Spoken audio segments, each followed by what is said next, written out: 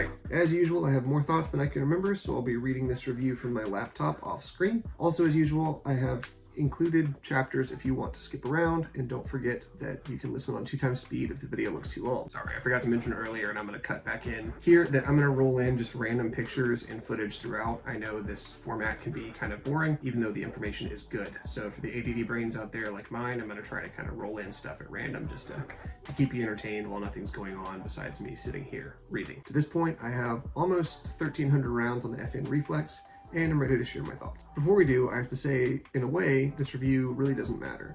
I find handguns really boring. They're not very capable at all compared with rifles, and for the past 40 years, there hasn't been much innovation. In the current handgun market, 90% of offerings will contain a double-stack polymer frame with a Browning tilting action and usually a striker or sometimes a hammer. Optics cuts are becoming the norm, but it really feels like we have invented the wheel and there just isn't much in the way of improvement. There is a reason that the Glock 19 remains the most dominant handgun on the planet. It's not necessarily better than everything else, but nothing else is better than it, and it's the most proven, well-known, and aftermarket supported. I've carried my same Glock 19 Gen 3 for over a decade now. The why. So that takes us to the why. Why look elsewhere at all? Honestly, the start of the search was for a gun that would conceal better. There were plenty of dressier occasions when I still wanted to carry, but being skinny can't really hide a Glock 19 with a tucked-in shirt. I wanted to try a micro compact now that there were some options with reasonable 10+ capacities out there. I hadn't even heard of the Reflex until T-Rex Arms put out their micro pistol review, where the Reflex placed third. While third might not seem substantially interesting, first and second place had regular sized grips, when the rest were shot in their micro sizes. Of course, the better gripped handguns won. So the sales pitch.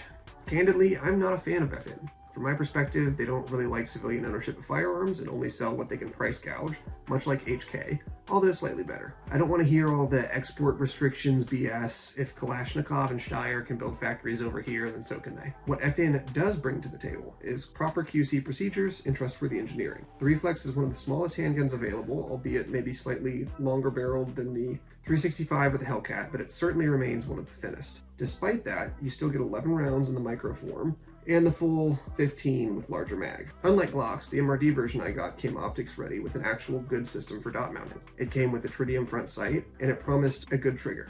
This seemed to be the best of both worlds, as I could carry in true micro form for formal occasions, and mag back up for regular carry. Size comparison. The resulting change in size is about a 20% reduction in every dimension, and a weight savings of over ½ pound. I found this similar to when I switched to bullpups, in that handling a bullpup, you don't fully understand the benefits until you switch back to an AR.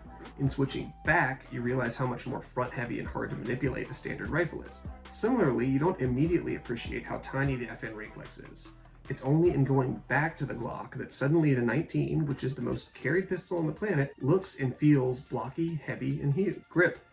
The most immediate change for me as a Glock guy was the grip angle. The Reflex has a more standard 1911 grip angle, which I much prefer. The Glock grip angle does force the shooter to activate muscles that will help with recoil control, but it sacrifices the natural pointability, the way we train our pointer finger our whole lives. And what that means is that the Glock, you're really broken over like this, and you don't point at things like that. You point at things with your finger in line with the radius. So being able to hold the gun in this position, it points more naturally the way you might point at something as opposed to a Glock. Anyways. After working through the old muscle memory, the Reflex points much more naturally, and as long as you're not brand new to guns, there's no loss of recoil control when using proper form. The next thing noticed is just how thin the grip is. This really helps the feel under your belt, though it does complicate getting a good grip on the draw stroke and having enough space for the support hand on the gun. That is somewhat compensated for by the grip texture. It's really aggressive. Like anything, you get used to it, and if you train and dry fire a lot, you will get calluses from it. But there's certainly no feeling like you aren't controlling the gun. And what I mean by that is, when you take something like the Glock, you can see the amount of space between the palm of my hand and my fingers. That's plenty of room for this other hand to come in and fit against the frame of the gun and all this empty space. On the thinner grip of the Reflex, my fingers wrap much more completely around it, so there's not actually enough space for me to be making contact with the left hand on the frame of the gun. I'm really just kind of pinching these fingers harder into the position they're already in.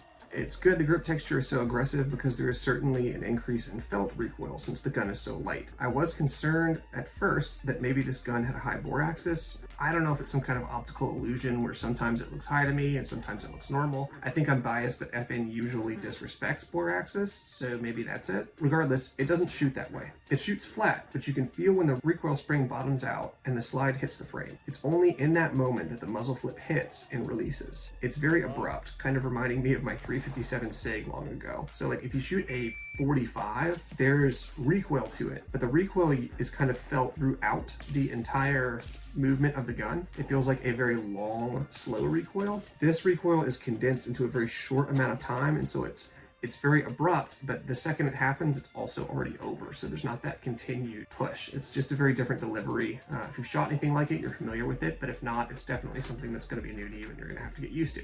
Optics. There are still some holdouts out there, but optics have very much become the norm on handguns, just like on rifles. I also believe that fully enclosed optics will eventually take over too, just the way they did on rifles. For that reason, I would not buy the regular version of this gun. Buy the optics-ready MRD version. If you want to shoot irons, you still can, but having the option is nice, and the resale value will always be higher too. The mount itself is the RMSC/Holosun K footprint that mounts low enough to the slide to see the stock sights through the Holosun EPS carry I mounted to it. The factory also provides both countersunk and standard screws for whatever you choose to mount to it, which I thought was a nice touch. The standard iron sights are a blacked out rear with a fluorescent orange/red front dot containing a tritium file. I think this combination is great, though I do wish that the rears also had tritium. So I kind of wrote that wrong. It's not blacked out in the rear, it just doesn't have tritium. It's two white dots. I'll roll in a picture that you'll see. I think this combination is great, though I do wish that the rears also had tritium. If you've ever messed with your gun in the dark, you know you need a reference of where to put that glowing front dot, and you won't be able to see those blacked out rear, white dots, whatever. This probably doesn't matter as much on the MRD version, though it would be nice, but it should absolutely be standard on the irons only version of the gun. And it might be, I don't know, I'm just making suggestions here. This is just OCD on my end, but it does bother me that for my irons to be zeroed, they have to be way off center. Kind of like an AK with a poorly mounted front sight block. I'm really nitpicking here, I know, but I also did just say I trusted FN QC. Anyways, onto the trigger. FN makes a lot of fuss about their trigger in their advertising, calling it best in class. That part is very subjective, but it is likely the lightest. Mine is scaling at 3 pounds and 15 ounces. Light is good for accuracy, but it can cause negligent discharges in those who are not well trained or under high amounts of stress. It's a wide trigger with a flat face, which I really appreciate. The trigger is hinged as a safety, which was a feature I absolutely hated in the early M&Ps from Smith & Wesson, but FN has moved the hinge up to the top of the trigger where it isn't noticeable. So the call out there is that on the original Glocks, the trigger was actually kind of shaped like this, maybe a little flatter at the top, but it was very triangular shaped, so your finger would actually get worn out in long shooting sessions because all the pressure was going into a single point. So I much prefer these flat face triggers where the pressure is evenly distributed. I found it very distracting and annoying when Smith came out with their hinge trigger at first because the hinge was right in the middle of your finger and you could feel it and it was very distracting every time. So on the FN, they've actually moved that hinge, gun's already been safety checked, up above. So where your finger falls on the trigger, you're not feeling that hinge. That actually just feels like take up. The movement in the hinge feels like a lighter version of the take up before the wall on a Glock trigger. From there's a very small amount of mush or plasticky feel before the break. Reset is okay, neither short nor long. They did a good job though in that their reset is directly at the wall, not in front of it, requiring more take up like some pistols do. There is a small click and some feel on reset. It is way weaker on the reflex than on the Glock that I'm used to. So at first I wanted to complain about this, but honestly in the 1200 plus rounds I've put through it, I've never missed a reset or was bothered by it at all. So I think that's just the unfounded critic in me. Good time to ghost that trigger, and we'll have to go over this later, but trigger reset is pretty difficult on this gun, so I'm actually going to do it without a snap cap, even though we'll get to that later. That's something they tell you not to do. So this is that mush, but really it's just the hinge moving. From here, I'm on what you would call the wall in a Glock. I'm adding pressure, and there's the click. Reset, we're gonna let off. Quiet, reset's right there, and then if I start adding pressure again, there's no more take up or distance. I'm directly on the wall. So I really appreciate that they don't make you come all the way out again before getting back on it. FN accomplished this by using an internal hammer rather than a striker. I don't think this is inherently better or worse, but I appreciate them thinking outside the box a little. It lightens the trigger pull as the trigger is just releasing the hammer rather than also cocking a striker. It also lightens the force needed to rack the slide, since the slide will now be cocking the hammer, and once the hammer is cocked, the slide can move freely. I see a lot of companies doing this type of thing as a feature for people with reduced hand strength. If that's the case here, I think it's misguided, as the snappier recoil would not jive well with those with reduced hand strength. I would have preferred to see the strongest recoil spring possible here without sacrificing reliability to help dampen some of the recoil. Again, if you think of like pounds per square inch, you can increase pounds per square inch either by increasing the weight on something or by decreasing the area that that weight is going into. Similarly, with recoil, if all that recoil happens in an instant, it feels a lot worse because it's kind of like pounds per square inch, less square inches. So if you can get more square inches, if you can spread out the time that recoil is happening, the recoil won't be quite as brutal. So I think a tougher spring here would have been better if there was a way to do that and keep the gun functioning well. Training. The tail end of the trigger discussion will flow nicely into training. That is, the trigger does not reset without moving the slide through 95% of its travel. It's unfortunate in that it means you have to fully eject any snap caps to get the trigger reset. On my Glock, there's a sweet spot where I can pull the slide back far enough to reset the trigger, but not eject the snap cap. It really slows down the pace of training to have to keep chasing and replacing snap caps. Of course, you could be gentle and careful about it, but then you might be building training scars in how you handle the gun. We'll get to it later, but dry fire mag doesn't make a reflex version, and FN says they didn't design the gun to be dry fire. Per the manual, regularly dry firing your FN reflex pistol for practice or training may result in damage to the firing pin. Snap caps, or inner chamber inserts that allow a firearm to be dry fired without damaging the firing, are commercially available for those who wish to practice firing without live ammunition. This is a shame because any successful competitor will tell you that well over 50% of their training time is dry fire. I use 50% as a low number. Many quote 80 to 90% of their time is spent dry fire. This is where a lot of people will argue that this gun is not a duty gun. I disagree. Any gun you carry, you should be training. Little nuances like grip angle, trigger feel, draw time, whatever, will make big differences under pressure in life and death or even competition settings. Pistols are the hardest type of gun to shoot, where you might be able to easily switch between rifles or shotguns. Pistols require much more time to shoot well, so it's a major issue to design a gun that has impediments to training. For the Glock, I have a dry fire mag that will click every time I pull the trigger, like you just heard that click, and it'll go click, click, click, click, click, click, click. I never have to operate the slide to recock the gun. And so here, I guess I'm just gonna keep demonstrating without snap caps. Once I get that click, I have to bring the slide back extremely far to get the trigger to reset. I'm trying to think if I can do this on camera. So as I bring this back that far, I still don't think we got the reset there. Just mush.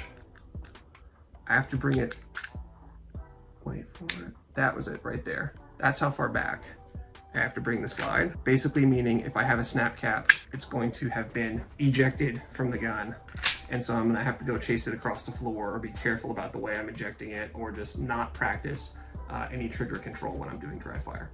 So that's a shame. Further impediments are that the mags are nearly double the price of Glock mags and are not particularly durable. Just a few drops on concrete and gravel have caused base plates to pop out on me. The good news is that they weren't broken. The design is just such that they come off easily. But again, it's a major time drain to have a spring and rounds shoot out all over the floor in the middle of a training session. On the neutral side, the shorter grip angle makes reloads more challenging. I have to make sure my pinky and palm are well out of the way, or else 1, the old mag won't drop free, and 2, the new mag won't seat. This is the trade-off in having such a small gun, and reloads are rarely, if ever, used by civilians. To my knowledge, John at Active Self-Protection has only ever seen 1 civilian reload at the time I'm writing this, and that was in Pakistan or someplace where they falsely believe that keeping mags fully loaded ruins the springs. So, does it bother me for real-world use? No, but it does bother me a little in training where very common drills like 1 reload 1s or El Presidente require a reload. A feature I never cared for before, but now appreciate a ton, is the loaded chamber window on top of the gun. In normal light, I can clearly see if I have a round chambered, and even if it's nickel or brass. This helps me be sure I'm ready for the next string of fire, and that string will be shot with training ammo rather than my good carry stuff. I'm aware press checks are a thing, but again, that could build weird muscle memory or training scars, and it risks an out of battery malfunction each time you do it. Press checks would still be my MO if I was in the dark, but for regular training, that window has been great. Another positive from training is seeing that FN's PVD coating is holding up well. I can say that because it transitions well into my next topic, aftermarket support. The #1 drawback of the FN Reflex is the lack of aftermarket support. Holsters that accept lights are few and and far between. To stick with my one pistol training dedication, I had to 3D print a liner for my Safariland so that my FN Reflex wouldn't be rattling around. That's where the compliment to coating comes from. There's been a lot of tight fitment rubbing against that 3D liner in and out of the holster. At first, it looked like the finish was coming off, but after a cleaning, it was the liner coming onto the gun rather than the coating coming off. And I've got an example of that here. So this is actually a liner that goes down in the holster and makes the gun the size and shape of a Glock 19. So I can still use this in my Safariland, even though it's a FN Reflex. And as you saw there, it's kind of a tight fit, but the coating has been holding up well. You'll get some stuff that in the proper lighting looks like a little bit of like lines or marring on there. I'm not sure I'm getting it to come through, but generally I found that just that wipes off, and it's, like I said, it's the 3D print going onto the gun and not the coating coming off, so kudos to them on that. I already mentioned that there's no dry fire mag, and I could only find one company that would make a holster with a light, and even then it was only one specific model, the TLR7 sub for Glock specifically. When I wanted a flat-faced trigger for my Glock, the Aftermarket had that, and a mag well small enough for concealed carry, and replacement guide spring, extended mag release, raised slide stops, threaded barrel, on and on. The biggest drawback of the Reflex is that there is comparatively no aftermarket support for it. It is also unlikely to stand the test of time like Glock has. FN will move on to other models. The overall market will be too small to attract third-party vendors at any scale, and the ones it does attract will be expensive, so they still want their profit off a smaller number of sales. I forgot to mention that the lights are restricted too because FN went with a micro-sized rail. This may be necessary to keep the overall width down, as lights accepting normal rail will be wider, but just be aware of limited options here. So while it works fine for me, if you're a big, I want to customize my gun person, this is not going to be the platform for you. Maintenance and cleaning. I didn't keep a great count, but the Reflex went through something like 600 rounds without a cleaning at one point. It has never once had a single jam of any kind. This is surprising, given reports of failures to go into battery. I think those are likely due to the high angle at which cases are fed into the chamber. Switching back to the Glock showed me how much straighter the Glock feeds. Regardless, I still believe in keeping the clean gun. If for no other reason, then I find it a little easier to clean bits of fresh carbon than that caked on stuff that dries hard into a rock. And again, what I'm talking about there is we're gonna have carry ammo in the gun, but we're not gonna load it. If I show you this angle, it doesn't show up great on camera, but that bullet waiting to go into the chamber, even though the Browning design does tilt the chamber down a little bit, there is a gap between where the bullet sits and where the chamber is, that the bullet really has to ride up and actually ends up hitting the roof of the chamber before being corrected into line. Most guns do that, but on the Glock, it's much more shallow, much more directly in, where on the FN Reflex, it's really bouncing off that top wall before going in. And so that's what I mean by the steep feed angle. So if you do want to clean it, there are some pros and cons. For the pros, it has a very simple takedown lever that does not require you to pull the trigger. I should have just showed that a minute ago. So with no ammo in the gun, you just lock it back. This lever literally rotates up to that position, and then with, again, no touching the trigger or anything, your whole slide comes off, and the rest of the detail strip goes the same way as it does for any other modern handgun. And in reverse, you just lock it to the rear, flip that lever down. That's nice. It's a simple takedown, and I think it's superior to what Glock offers. Basic strip and clean is the same as any other modern pistol. The cons come if you want to deep clean it. FN does not provide any advice in their manual for the next level of cleaning, nor do I think they want you to. When I pulled the locking block out, a spring that I wasn't aware of shot off and landed somewhere else in the room. It was tiny, and I spent about 20 minutes looking for it. Upon trying to reinstall it, it shot off again, and I lost another 15 minutes looking for it. There may be special tools or techniques, but FN is not sharing them, and I couldn't find any other videos for it on YouTube. That was in the frame, and after that, I didn't even try to take the hammer out. From the videos I've seen of the slide, FN also has a design limitation that if you want to remove the block holding the firing pin, you will need to remove your optic to knock out a pin blocking another roll. I'm sure the idea is that you will rarely, if ever, need to do this, and that's fine, but I'm a Glock boy. I'm used to being able to easily take apart and clean and inspect every last piece for my peace of mind. So for most of you, this is a complete non-issue, but if you're OCD like me,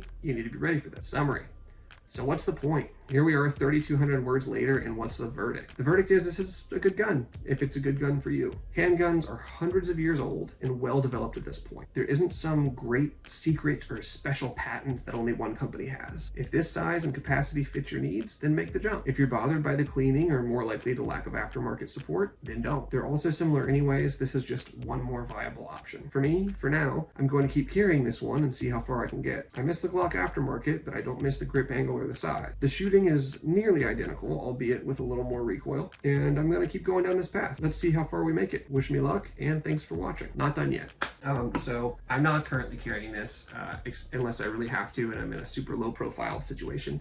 So I don't use the extended 15 rounder anymore. I would only use the little 11 guy, and I would carry it like this. And the reason is after lots of shooting, I shoot different than most people. I brace my thumb in the light, so that may be causing a little bit of torque on the light. Well, this TLR7 sub has a really thin pin that runs through it. That actually broke on me. So I did have to pay for shipping, send it back to Streamlight. They did take care of me. Although, again, I paid for the shipping and it's disappointing that the light broke. I don't want to deal with that a lot as my main pistol, so I've actually gone back to the Glock again, unless size is a real concern there. Also, I'm sure I will have rolled in a picture already, but I have this sweet reticle available in the, whatever this is, 407, 507 series here that is not available in the EPS carry, and the window size is significantly larger, and I have 10 years of muscle memory on this that I don't on this, so I find I'm much faster with drills in this gun, just getting it out and finding the dot, much less handling the recoil and all that kind of stuff.